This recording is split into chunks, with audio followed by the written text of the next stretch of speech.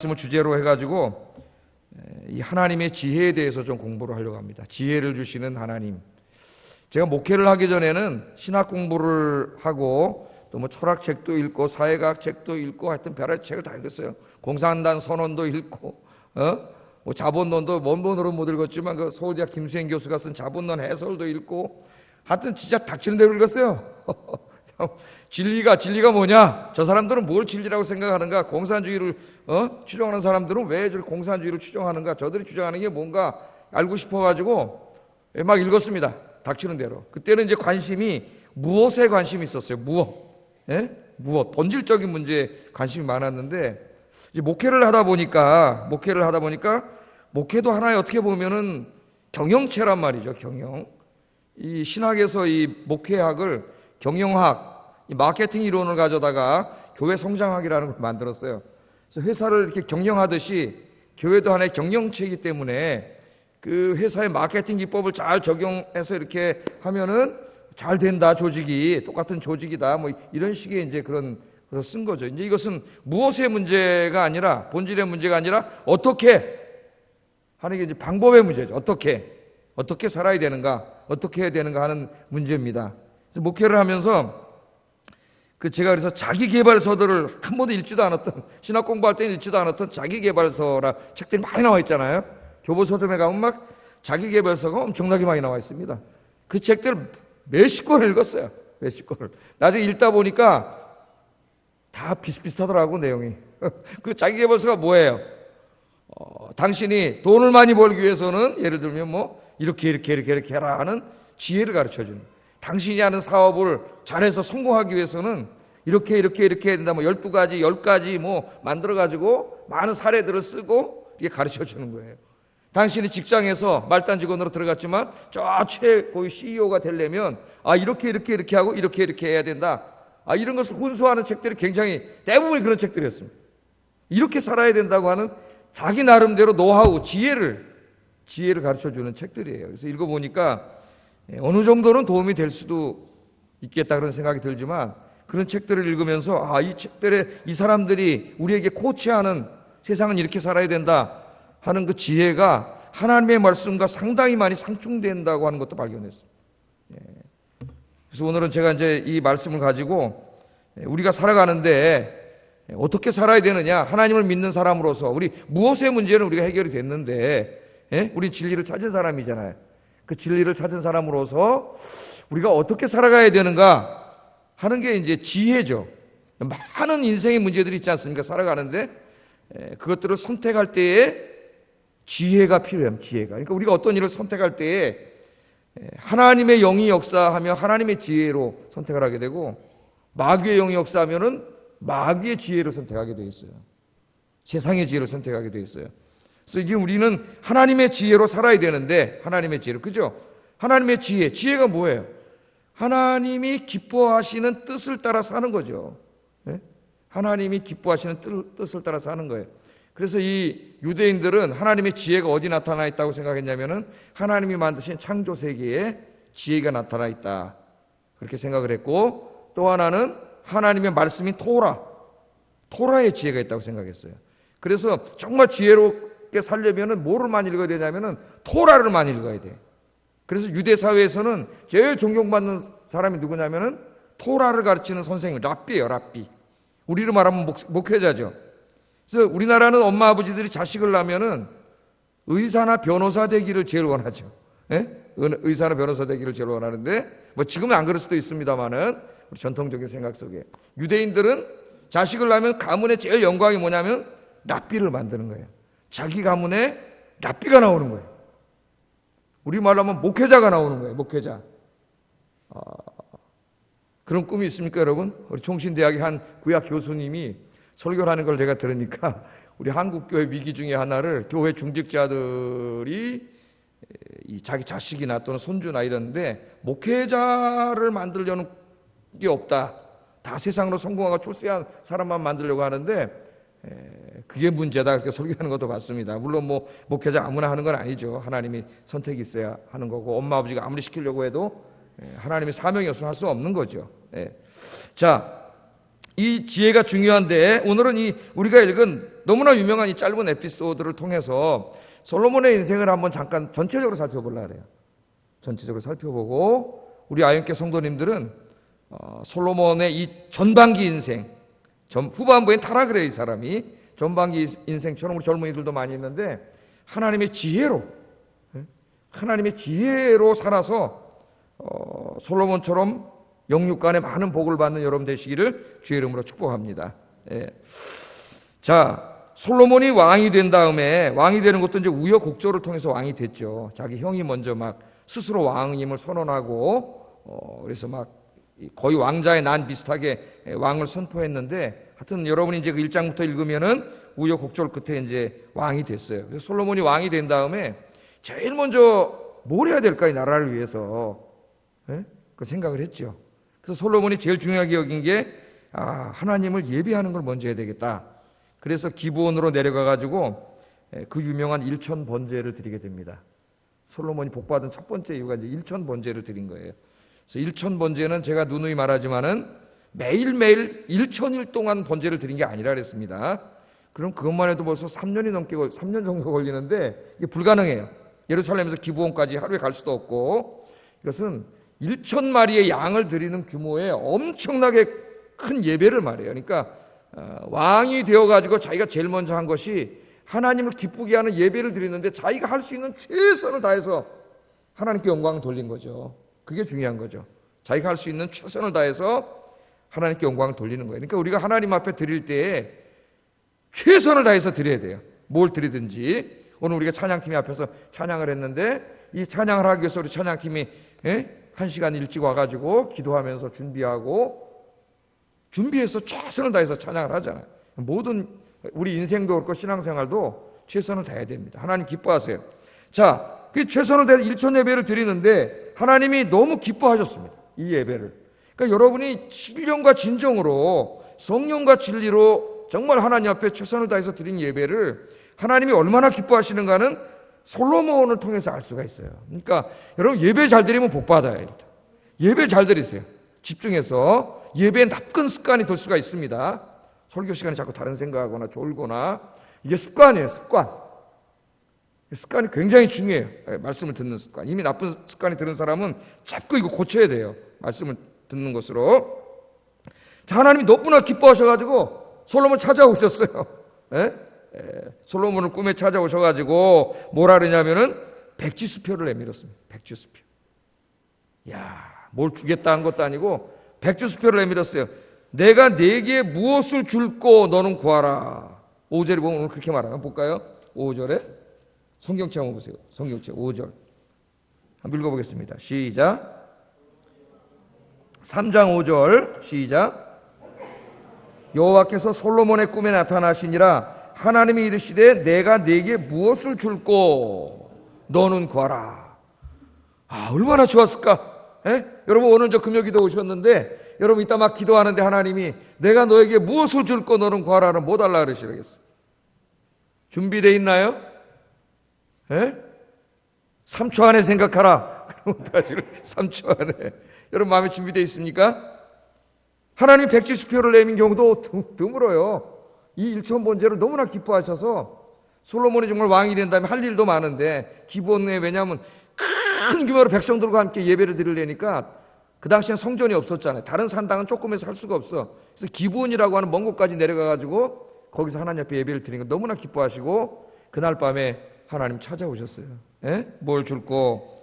그랬더니 솔로몬이 뭘 달라 그랬습니까? 뭘 달라 그랬어요? 하나님 저를 왕으로 이 자리에 세워주셨는데 이 백성들을 다스리고 재판할 수 있는 지혜를 주세요. 이 지도자가 지혜가 있어야 돼요. 지도자는 어떻게 보면은 선택하는 사람이에요. 수많은 소리 중에서 선택을 해야 되잖아요. 국가의 어떤 정책이라든가 모든 것들, 교회, 목회 모든 것들, 또 지도자, 가정의 어머니, 아버지도 다 지도자죠. 중요한 것을 선택해야 되는데 우리는 많은 선택 속에서 살아가는데 이 선택이 중요해. 이 많은 것들을 선택해야 되고 또 옛날에 왕은 재판을 해야 돼요. 중요한 재판을 해야 되는데 뭐가 옳고 그른지를 인간의 한계가 있어요. 지금같이 수사기법이 발달하고 뭐 삼심제도가 있고 검사가 있고 뭐 변호사가 있고 이런 것도 아니에요. 예? 두 사람이 와서 양쪽 얘기 듣고 증인들 얘기 듣고 결정을 해야 되는데 지혜가 없으면 억울한 사람이 생길 수가 있단 말이에요. 그런 일이 있으면 이거 하나님을 기쁘게 하는 일이 아니잖아요. 아까 지혜가 뭐라 그랬어요? 하나님의 뜻을 행하고 하나님을 기쁘시게 하는 일을 선택하는 게 지혜라 그랬습니다. 그래서 솔로몬이 다른 것을 구하지 않고 바로 그 사명을 감당할 수 있는 지혜를 주세요. 지혜를 주세요. 그렇게 기도를 했더니 야, 하나님이 안 그래도 이뻐 죽겠는데 기도 내가 뭘 줄까? 백지스표를 내밀었는데 하나님이 저에게 주신 이 왕으로서의 직분을 감당할 수 있는 지혜를 달라고 하니까 하나님이 더 이뻤던 것 같아요. 더 이뻤어요. 그 기도가 너무나 마음에 들었습니다. 그래서 하나님 뭘 약속하셨어요? 예? 네가 구하는 지혜를 줄 뿐만 아니라 솔로몬이 구하지도 않은 부귀와 영광도 주겠다고 약속을 하셨어요. 부귀와 영광도 주시겠다고 약속을 하셨어요. 그러니까 이게 우리에게 뭘 가르쳐줘요? 우리가 하나님의 뜻을 추구하고 하나님 말씀대로 살려고 하는 그렇게 살아가면은 우리가 그렇게 원하는 이런 것들 부귀 영화는 하나님 주신다는 거예요, 그냥. 근데 우리는 이걸 모르죠.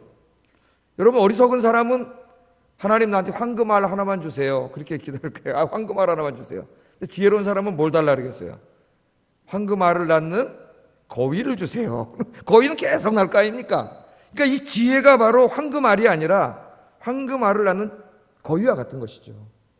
하나님이 주시는 지혜를 주시면 모든 하는 일마다 어떻게 되겠어요? 하나님의 뜻대로 하는 것이고 하나님을 기쁘시게 하는 일을 결정하기 때문에 하나님이 복을 주시겠죠. 하나님이 사람에게. 그러니까 솔로몬은 벌써 지혜를 주세요. 지혜를 주세요. 그렇게 말을 한 거예요. 그때 하나님이 기쁘셔가지고 나머지까지 다 주셨다 이겁니다.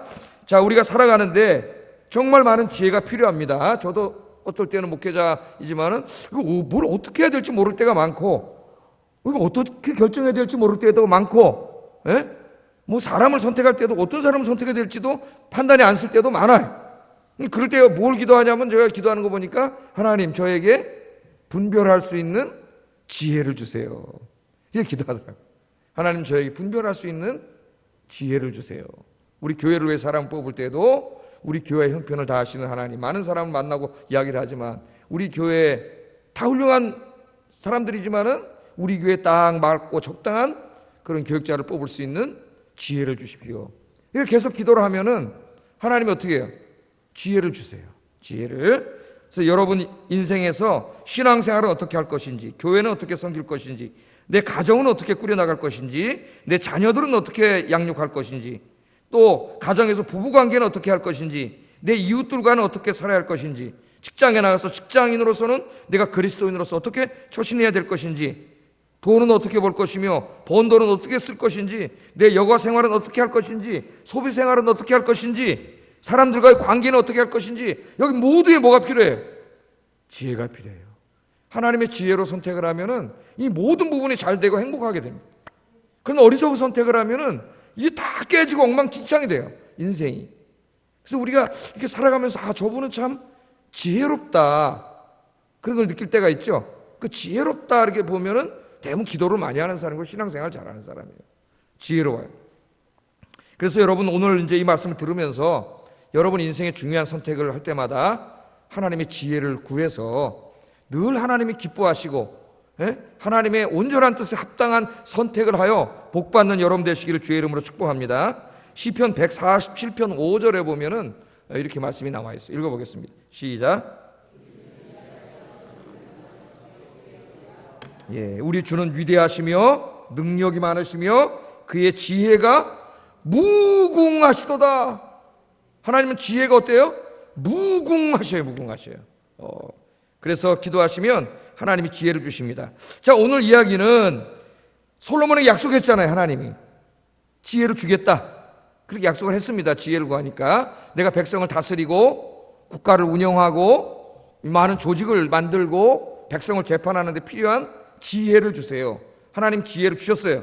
그 지혜를 주시기로 약속하고 그 지혜가 솔로몬의 이 왕으로서 재판관으로서의 사명 속에 어떻게 나타나는가를 하나 보여주는 작은 에피소드예요. 오늘 사실 이야기는 에피소드입니다. 그 유명한 이야기죠. 어느 날 두 여인이 왕의 재판을 받으러 왔습니다. 이 뭐 두 여인의 재판까지 왕이 할 정도로 한가하진 않겠죠. 그러나 뭐 다른 데 가서 재판을 동네에 이렇게 했겠지만은 오늘 우리가 읽어본 것처럼 해결할 수 있는 문제가 아니에요, 이 문제가. 그래서 결국은 왕에게까지 온 겁니다, 이게. 예? 그래서 왕이 재판을 하게 됐어요.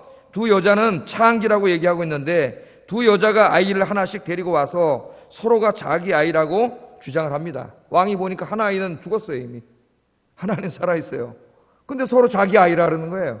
그럼 얘기를 해봐라 그랬더니 한 여자가 얘기를 우리가 같은 날 아이를 낳았는데 같이 젖을 매이고 자는데 저 여자가 자기 애를 안고 자다가 질식시켜서 죽여놓고 살짝 바깥치기를 해갔습니다. 내가 눈을 떠보니까 내 아이가 아닌 죽은 애가 나한테 있고 제가 산 아이를 가지고 있으면 제게 제 아이입니다. 그러니까 이 여자가 펄쩍 뜨는 무슨 소리 하고 있습니까? 이 아이가 내 아기입니다. 서로 두 여자가 살아있는 아기가 자기 아기라고 어떻게 하고 있는 거예요 지금? 다투고 있는 거예요. 다투고 있어요. 요새 우리나라에 하도 고소고발을 많이 해가지고 저도 거의 변호사가 됐어요. 법률용어를 하나도 몰랐었는데 법률용어를 너무나 많이 알게 됐어요. 우리나라 사회 왜 이렇게 서로 고소고발을 하는지 하여튼 우리나라의 지도자들부터 고소고발을 하지 말아야 되겠어요. 심지어는 우리 교회 안에서도 목사들끼리 고소고발을 하고 이게 부끄러워 죽겠어요. 너무 부끄러워. 자 이런 얘기가 막 다툼이 생겼습니다. 자, 솔로몬이 결정을 해야 돼, 결정을. 결정을 해야 돼. 누가 진짜 사나이의 엄마인지 여러분 어떻게 하겠어요? 누구 말이 맞을까요? 본 사람은 아무도 없습니다. 지금 같으면 그렇게 어려운 문제가 아니에요. 지금 어떻게 하면 돼요? 하나님이 지혜를 주셔가지고 그동안 인류가 이제 이 DNA 검사를 다 하게끔 하나님이. 그것도 하나님이 지혜예요. 그래서 지금은 다 금방 알 수가 있잖아요. 그러나 이 당시에는 아직 그런 게 없습니다. 밝혀낼 방법이 없는 거예요, 이거는. 둘은 알고 있겠죠. 하나는 분명히 거짓말하고 있어요, 지금. 그런데 이걸 밝혀낼 수가 없어요. 무슨 거짓말 탐지기가 있는 것도 아니고. 그러나 솔로몬은 지금 이거를 재판을 해야 됩니다. 억울한 일이 발생해서는 안 돼요. 그건 하나님 앞에 큰 죄를 짓는 거예요, 재판관으로서. 올바른 재판을 내야 됩니다. 자, 어떻게 할 것인가? 이건 왕들과 신하들이 지금 막 왕위에 오른 솔로몬을 다 지켜보고 있습니다, 지금. 저 사람이 이제 왕이 됐는데 지 형을 쫓아내고 지가 왕이 됐는데 저기 얼마나 이 재판을 잘하나 보자 하고 지금 얼마나 하나님 앞에 지혜로운 왕인가 보자 하고 다 지금 이렇게 하고 있습니다. 솔로몬이 생각을 해보니까 이거 방법이 없어.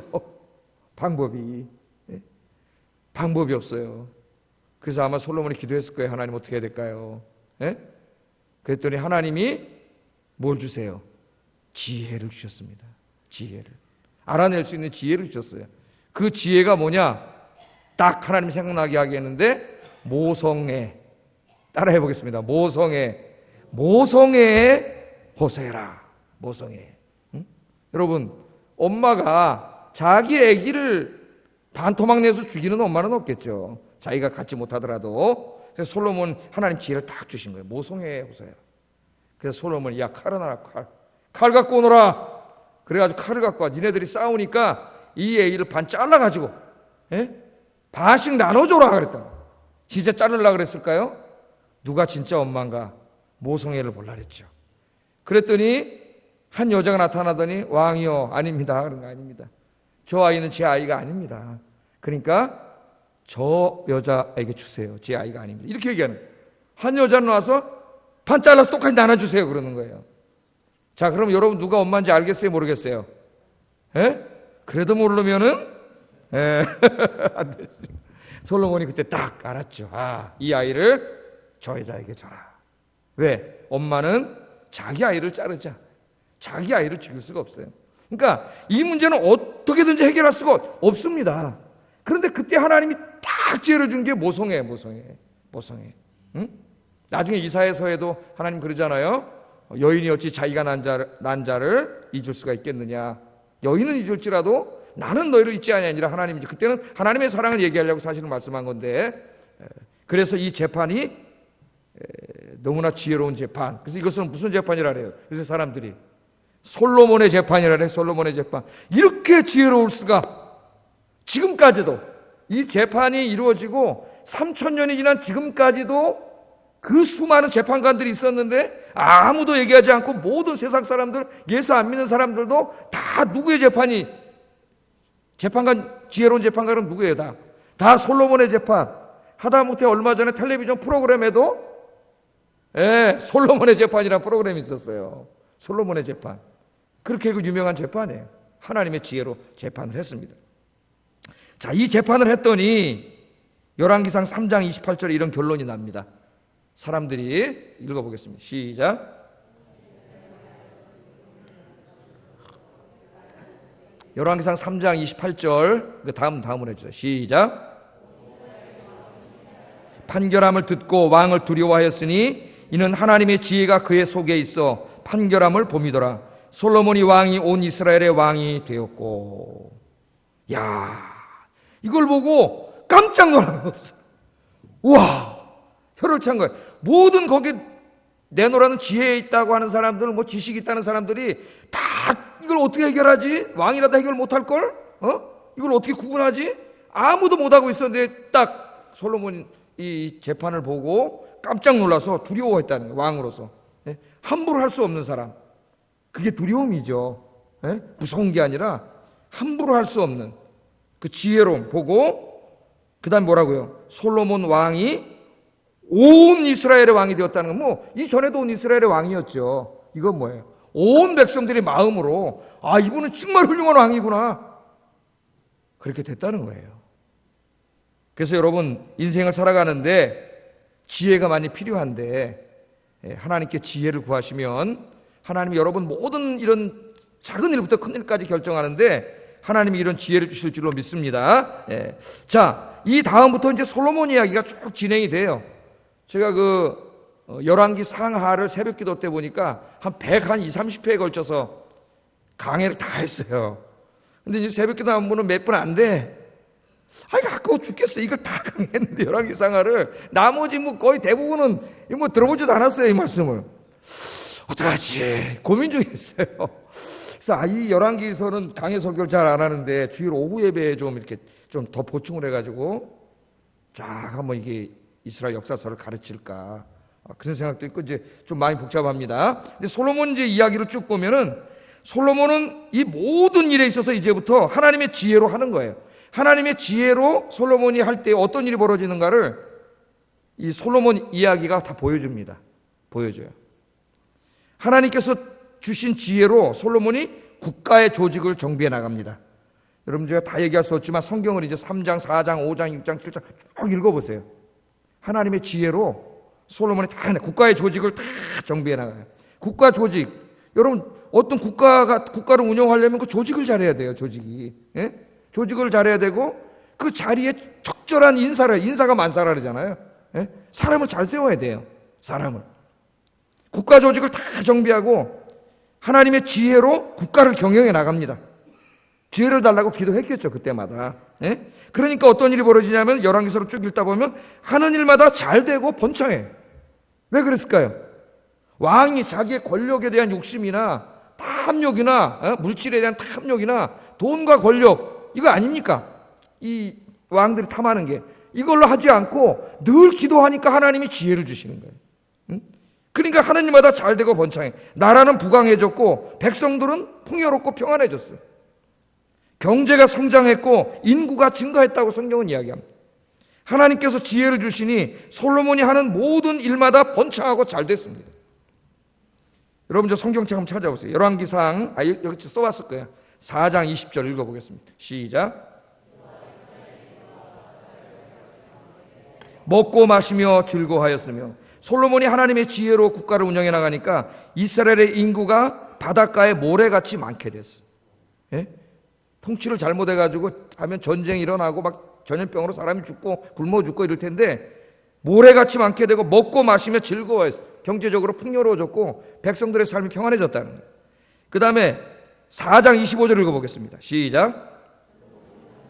유다와 이스라엘이 단에서부터 부엘세바에 이르기까지 각각 포도나무 아래와 무화과나무 아래에서 평안히 살았더라.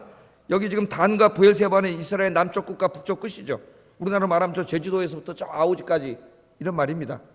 이 나라에 있는 모든 사람들이 다 무화과나무 밑에서 평안히 살았다는 말은 태평천하였다는 거예요. 전쟁도 없고 경제도 잘 되고 다 그랬다는 겁니다. 왜 그렇게 된 거예요? 하나님이 주시는 지혜. 솔로몬은 늘 젊어서 기도하면서 모든 일을 결정할 때마다 기도했죠. 하나님 지혜를 주세요. 지혜를 주세요. 자기 욕심, 권력과 돈에 대한 이 욕심을 탐한 게 아니라 항상 하나님이 기뻐하시는 일이 뭔가를 추구했더니 하나님이 지혜를 주셨어요. 그래서 그 길을 따라 했더니 다 잘 됐다. 그렇게 이야기합니다. 하나님께서 지혜를 주시면 우리 인생에도 이와 같은 일들이 벌어진다는 것을 열왕기 저자는 우리에게 이야기하고 있어요. 그러니까 여러분 인생의 작은 일부터 큰 일까지 선택할 때 내 욕심대로만 막 행동하려고 하지 말고 늘 이 하나님 앞에 구하세요. 하나님이 기뻐하시는 일이 뭔지 하나님 지혜를 달라고 그렇게 구하면 하나님이 지혜를 주십니다. 그래서 우리나라가 많이 어려운데 또 나라를 다스리는 위정자들을 위해서도 여러분이 많은 선택을 할 때 지혜로운 선택을 할 수 있도록. 왜? 높은 지위에 있는 사람의 선택은 그 사람 한 사람의 인생으로 끝나는 게 아니라 그 밑에 있는 모든 백성들의 삶에 영향을 미쳐요. 그러니까 우리가 기도해야 돼. 그래서 디모데전서 2장에도 기도하라 그랬죠. 평안한 가운데 우리가 생활하고 복음을 전하고 신앙생활할 수 있도록 위정자들을 위해서 기도하라 그랬어요. 여러분 이따가도 우리 기도할 때 나라와 민족을 위해서 기도할 때도 많이 기도하시기를 주의 이름으로 축복합니다. 자, 이 솔로몬의 지혜는 하나님이 주신 지혜였기 때문에 세상의 모든 지혜하고는 비교가 되지 않아요. 아까 제가 교보서점에 가가지고 뭐 자기개발책들 지혜를 이렇게 살아라 저렇게 살아라 이래 행복해다 저래 행복해다는 책들을 뭐 진짜 집 방에 가니까 뭐 7, 80건 될 거야 아마. 다 거기도 물론 어느 정도의 뭐가 좀 얻었습니다. 얻긴 했지만 성경을 읽으면서 사실 하나님의 지혜는 다 어디 있다 그랬어요. 성경 말씀에 있거든. 하나님의 말씀을 읽는 데서 나오는 지혜하고는 비교할 수가 없어요. 비교할 수. 열왕기상 4장 29절 30절 읽어보겠습니다. 시작. 또 넓은 마음을 주시되 바닷가의 모래같이 하시니 솔로몬의 지혜가 동쪽 모든 사람의 지혜와 애굽의 모든 지혜보다 뛰어난지라. 아멘. 세상에 지혜 있다고 생각하는 사람들, 그런 학자들과는 비교가 되지 않아요. 왜? 누가 주시는 거예요? 하나님 주시잖아요. 하나님이 지혜를 주시니까 이게 비교가 되지 않는 거예요. 솔로몬의 지혜는 이 땅에 속한 지혜가 아니라 누가 주신 지혜입니까? 지혜의 근본 되시는 하나님이 주신 지혜예요. 하나님이. 이 지혜는 무슨 내가 저기 뭐 좋은 대학을 나오고 뭐 저 유학 하버드나 옥스퍼드 가서 내가 박사를 해오고 뭐 그랬다고 지혜가 생기는 게 아니에요. 그렇게 공부하면 지식은 많이 얻을 수 있지만 지혜는 그런 데서 오는 게 아니에요. 지혜는 누가 주시느냐? 하나님이 주세요. 삶의 지혜는 하나님이 주시는 거예요. 그래서 기도 많이 하고 하나님 앞에 경건하게 사는 사람이 지혜로운 사람이에요. 사실 왜? 잠언에 얘기하잖아요. 지혜의 근본은 하나님이시니라. 하나님. 그러니까 여러분 어느 대학을 나와야 되냐면 기도대학을 나와야 돼. 기도대학. 기도대학, 말씀대학, 예배대학. 이게 최고 명문대학이에요. 그까진 인간의 지식해서 내가 법학 박사야. 그 인간의 법조문 딸딸 외워가지고 법조문 그거밖에 더 되겠어. 인간이 만들어낸 규칙. 뭐 그것도 훌륭한 거지만 무슨 대학 나오라고요? 기도대학, 말씀대학, 예배대학. 제가 등록금 안 받습니다. 전액 장학금으로. 여러분 다 초청할 테니까 여기 열심히 나오셔서 하나님이 주신 지혜가 충만하시기를 주의 이름으로 축복합니다. 열왕기상 6장부터 보면 뭐 시간이 벌써 저렇게 됐네. 열왕기상 6장부터 보면 솔로몬은 하나님께서 주신 지혜로 하나님의 일을 계속 하기 시작해요. 그래서 제일 먼저 한 게 뭐냐? 하나님의 성전을 짓잖아요. 하나님의 성전. 하나님의 지혜가 충만한 사람은 세상의 일보다 자기 일보다 하나님의 일을 먼저 선택해. 그게 지혜예요. 솔로몬이 왕이잖아요. 자기 왕궁도 져야 돼. 내 왕궁을 먼저 짓까 성전을 먼저 짓까 이런 생각이 들었겠죠. 어느 게 지혜일까? 솔로몬은 기도하는 사람이 기도하니까 뭘 먼저 지라래 하나님이. 성전을 먼저 져야 되잖아요. 그게 바로 지혜예요. 지혜. 세상 사람들은 뭐라 그래? 너를 위해서 선택하고 네가 행복한 삶을 살고 네 가슴이 뛰는 대로 움직이고 다 제가 읽어보니까 너를 위해 살아는 거더라고. 어느 정도 위로는 될 수도 있는데 너무 이기적인 자기밖에 몰라. 하나님은 하나님 사랑, 이웃 사랑을 먼저 가르치는데 거기서 내가 이게 큰 차이가 있다고 깨달았어요. 성경과. 그래서 하나님의 성전을 먼저 짓죠. 성전을 짓고 그 다음에 궁궐을 지어요. 그 예수님이 나중에 뭐라 그랬어요? 너희는 먼저 그 나라와 그 의를 구하라. 그리하면 이 모든 것을 너희에게 더하시리라. 세상의 지혜는 이 세상의 모든 것을 얻기 위해서 먼저 힘써라. 돈 벌고 성공하고 출세하기 위해서 열심히 뛰어다녀. 그게 먼저고 하나님의 의를 구하는 건 나중이야. 이게 세상의 지혜입니다. 하나님의 지혜는 뭐예요? 지혜이신 예수님이 오셔서 가르친 게 먼저 그 나라와 그 의를 구하라는 우선순위가. 그러면 네가 그렇게 원하는 그 먹고 살고 뭐 이를 입고 자고 이런 문제는 하나님이 어떻게 한다고요? 더하여 주신다는 거예요. 여기에 세상의 지혜와 하나님의 지혜가 충돌을 하고 있어요. 예? 솔로몬은 하나님의 지혜로 충만했기 때문에 먼저 성전을 지었어요. 성전을. 그게 하나님의 지혜예요. 하나님의 지혜. 나중에 이 사람들, 주변의 왕들이 솔로몬의 지혜에 대한 소식을 듣고 그걸 구경하러 오잖아요. 예? 구경하러 옵니다. 찾아오는데 스바 여왕이라고 하는 여성이 여왕이에요. 여러분 잘 알죠. 솔로몬과 스바 여왕. 그래서 영화도 나왔죠. 영화도 나왔는데 대화를 나누는 중에 솔로몬의 지혜에 놀랐습니다. 이 지혜가 점점 전 세계로 퍼져나가고 사람들이 솔로몬을 한번 만나보고 싶어하는 사람이 됐어요. 열왕기상 10장 24절 한번 읽어보겠습니다. 시작.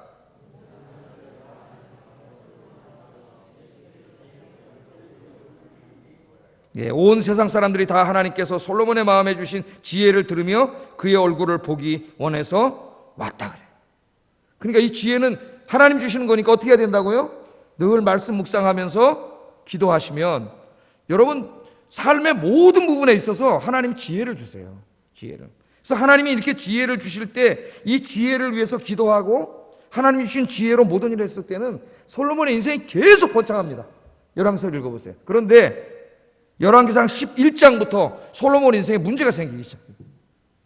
하나님이 주신 지혜로 해가지고 모든 게 잘 되고 번성하고 이렇게 됐는데 11장에 가보면 솔로몬이 권력이 안정되고 하나님 일마다 잘 돼서 정말 엄청나게 돼가지고 세계 모든 왕들이 다 머리를 숙일 정도가 됐을 때 솔로몬에게 찾아온 게 뭐가 찾아올까? 이럴 때 제일 많이 찾아오는 손님이 누구예요? 교만이에요. 교만. 여러분 성경을 읽어보세요. 고난당할 때 쓰러진 사람 없습니다. 다 성공하고 잘 될 때 쓰러졌어요. 성공하고 잘 될 때, 잘 나갈 때가 제일 위험할 때예요, 사실은. 이건 목회자나 누구나 마찬가지예요. 교만이라는 손님이 찾아와요. 자, 교만해지니까 더 이상 하나님의 지혜를 위해서 기도하지 않습니다. 솔로몬 1000번째까지 싼 사람인데 하나님 예배하지 않습니다. 그리고 자신의 지식과 경험에서 나오는 지혜로 살기 시작해요, 이 사람이. 이때부터 솔로몬은 기도도 안 하고 예배도 안 드리고 온전히 자기의 지식과 경험에 의존하게 됩니다. 예? 세상의 지혜로 사는 거예요. 그래서 왕실을 강화하기 위하여 이방 나라들은 어떻게 하나 봤더니 서로 공주들을 어떻게 딸들을 주고받고 혼인 정책을 펴가지고 외교 정책을 펴서 전쟁을 안 하고 평화롭게 살아요. 이제까지는 어떻게 평화롭게 살았어요? 어떻게 무화과나무 밑에서 사람들이 평안을 쉬게 해줬어요?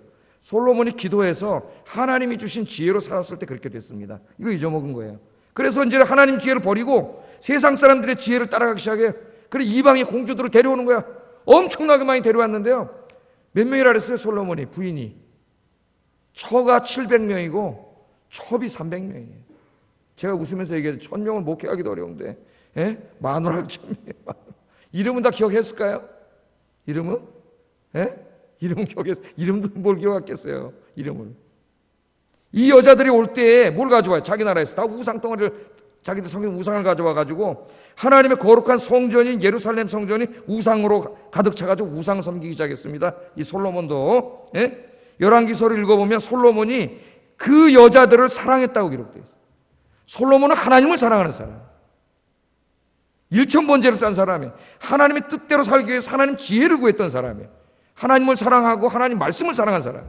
그런데 이제 이렇게 타락하니까 그 여자들을 사랑했다. 그냥 써놓은 게 아니에요. 그 여자들을 사랑한 거예요. 세상을 사랑한 거예요. 세상을. 솔로몬은 더 이상 하나님에게 관심이 없어졌습니다. 그 결과 어떤 일이 벌어지느냐? 11장 이하를 읽어보면 솔로몬의 인생이 꼬이기 시작해요. 그래서 망하기 시작합니다. 주변인 에도 사람 하닷이 솔로몬을 대적하여 일어나고 소바왕 엘리아다의 아들 르손이 솔로몬을 대적해서 일어나고 그렇게 돼요. 세상의 지혜대로라면 잘 될 것 같았는데 잘 되지 않습니다. 결국 실패하고 무너지게 됐다는 것을 가르쳐줘요. 자기가 저 신뢰했던 사람이 여로보암이라고 하는 신하인데 이 여로보암에게 솔로몬이 중직을 맡겼습니다. 중요한 일을. 그런데 여로보암이 나중에 어떻게 했어요? 솔로몬을 배신했어요. 그게 북이스라엘을 세우게 돼요. 여로보암이. 그러니까 하나님의 지혜가 사라지니까 사람을 보는 눈도 어두워진 거예요. 누가 중신인지 간신인지도 구분 못하는 사람이 됐어요. 결국 솔로몬의 나라는 여로보암에 의해서 솔로몬 사후의 남북으로 갈라지는 비운을 맞게 됩니다. 시간이 많이 가서 이제 제가 정리를 하겠습니다. 자, 오늘 제가 말씀드리려고 하자 중요한 건 뭐냐? 솔로몬이 하나님을 사랑하고 그래서 하나님이 기뻐하시는 대로 살기 위해서 하나님의 뜻을 구하는 지혜를 구하고 기도해서 그 하나님 주시는 지혜로 살았을 때는 모든 일이 잘 됐다는 거예요. 그러다 나중에는 하나님이 잊어먹고 자기의 지식과 경험, 세상 사람들에게서 배운 지혜, 세상의 지혜로 살았을 때는 모든 일이 꼬이고 안 되고 결국은 망하게 됐다는 거예요. 이게 솔로몬이 나중에 전도서를 쓰면서 이걸 이제 나중에 늙어서 솔로몬이 후회를 하잖아요. 하나님 회개를 하고 전도서를 쓰면서 자기 자식들과 젊은이들에게 그가 부탁을 하죠. 너희 청년의 때에 여호와를 더욱더 경외하라. 그렇게 부탁을 합니다. 자기 인생을 후회하게 되는 거예요. 내가 왜 이렇게 살았지? 후회하게 되는 거예요. 그래서 오늘 이 아영교회 오신 여러분, 이제 주님 나라 가실 때까지 여러분이 이제 하나님 앞에 어떻게 사느냐가 중요합니다. 어떻게 사느냐가 늘 기도하세요. 내 인생의 모든 부분에 있어서 하나님의 지혜로 하나님 기뻐하시는 인생을 살 수 있게 달라고 기도하시면, 순간순간 기도하시면 여러분 선택을 많이 해야 되는데 그때마다 여러분 하나님의 지혜로 선택하셔서 여러분의 인생이 영육간에 잘 되고 복받는 여러분 되시기를 주의 이름으로 축복합니다. 마지막으로 우리 야고보서 1장 5절 성경 읽고 기도하겠습니다. 야고보서 1장 5절 한번 찾아보세요.